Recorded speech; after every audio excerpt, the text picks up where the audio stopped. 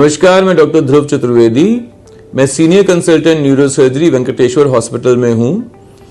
आज मैं आपको ब्रेन ट्यूमर के ऑपरेशन के बारे में कुछ बताना चाहूंगा।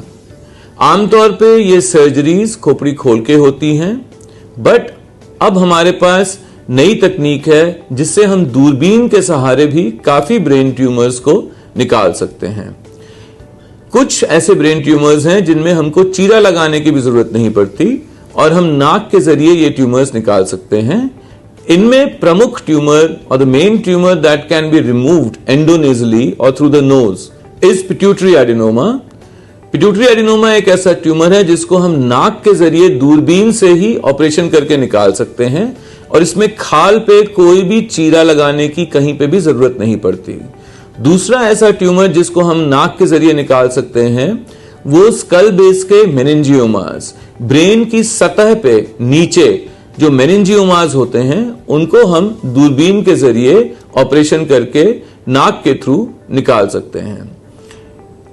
Also, there are many tumors which are in the brain which can be removed via very small incision through endoscope.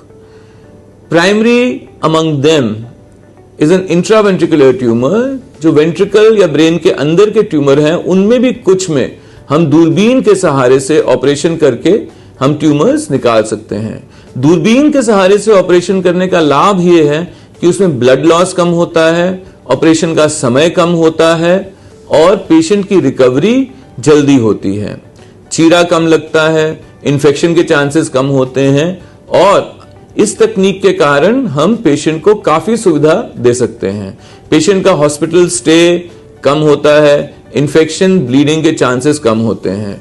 सो ये एक ऐसी तकनीक है जिसके द्वारा हम काफी ब्रेन ट्यूमर्स जल्दी, इफेक्टिवली और कभी कभार बिना चीरा दिए भी निकाल सकते हैं। इसके रिजल्ट्स भी अच्छे हैं और पेशेंट को पोस्ट ऑप में या ऑपरेशन के बाद जो डिस्कंफर्ट होता है वो कम होता है। काफी बार हम अगले ही दिन पेशेंट को डिस्चार्ज भी कर सकते हैं।